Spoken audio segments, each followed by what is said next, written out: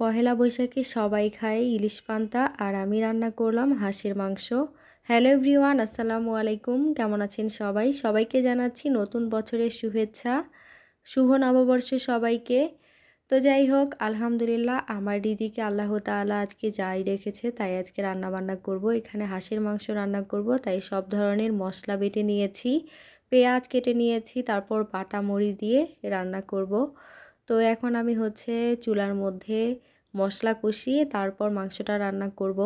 পহেলা বৈশাখে অনেকে অনেক জায়গায় ঘুরতে যায়, শাড়ি পরে, অনেক কিছুই করে, কিন্তু আমি এরকম কোনো কিছুই করি না। জাস্ট নতুন বছর উপলক্ষে একটু ভালো মন্দ খাওয়া হয়, এই আর কি। পহেলা বৈশাখ মানেই আমরা জানি যে পান্তা, কিন্তু পান্তার সাথে যে কোনো ভর্তা বা যে কোনো কিছু হলেই হলো। এর মানে এটা নয় যে ইলিশ মাছ কিনতেই হবে।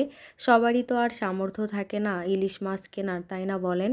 তাই অনেকেই তো ভর্তা ভাজি অন্যান্য মাছ ভাজি দিয়ে পান্তা খেয়ে থাকে। তো আমার বেলাও ব্যতিক্রম কিসের? আমারও এরকম কোনো সামর্থ্য নাই যে আমি ইলিশ মাছ কিনবো।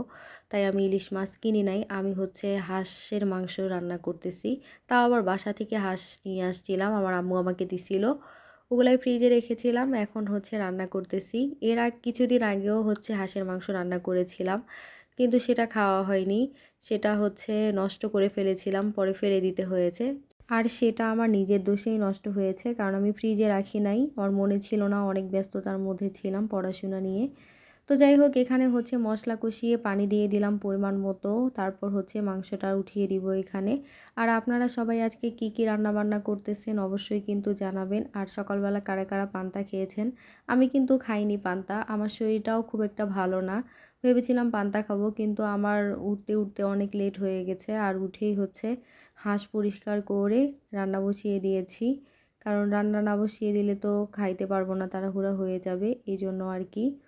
আর আপনারা তো জানেন যে হাঁস পরিষ্কার করাটা একটু ঝামেলার, যদিও বা হাঁস পরিষ্কার করাই ছিল, কিন্তু তবুও হাঁস কাটাকাটি করা বা রান্না বান্না করা অনেক টাইমের ব্যাপার, যেহেতু একাই করি আমি। আবার মশলাও সব বাটা মশলায় রান্না হচ্ছে। ব্লেন্ডার আছে, কিন্তু ব্লেন্ডারে করিনি। বাটা মশলায় রান্না করতে বেশি ভালো লাগে আমার কাছে। সব কিছু টাটকা দেওয়ার চেষ্টা করেছি, যাতে রান্নার টেস্টটা একটু ভালো হয়। যেহেতু একলা মানুষ খাবো, এগুলাই আমার অনেক দিন হয়ে যাবে। আর ভাজি করে করে খাবো। হাঁসের মাংসটা যত বেশি গরম করে খাওয়া হয় তত বেশি টেস্ট লাগে আমার কাছে। তো যাই হোক, আমি মাংসের মধ্যে কোনো পানি দেইনি। ফ্রিজের মাংস বের করে রান্না করলে এমনিতেই পানি বের হয়ে যায়। আর মাংসটা সিদ্ধ হয়ে গেছে, ভালোভাবে কষিয়ে নিয়েছি। মানে কষানো মাংস রান্না করতেছি আমি, কোনো ঝোল টোল রাখি নাই। আর রান্না হয়ে গেলে উপর দিয়ে মশলার গুঁড়া দিয়ে দিলাম। তো এই ছিল আমার আজকের পহেলা বৈশাখের রান্না, রাজহাঁস।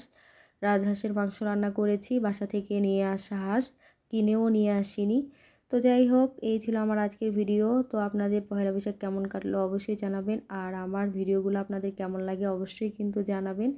আর আমার প্রতিদিনের ভিডিওগুলো পেতে চাইলে আমার চ্যানেলটিকে সাবস্ক্রাইব করে আমার পাশেই থাকুন। আপনারা অবশ্যই আমাকে সাপোর্ট করবেন, ভালোবাসবেন, তাহলেই কিন্তু সামনে এগিয়ে যাওয়া সম্ভব।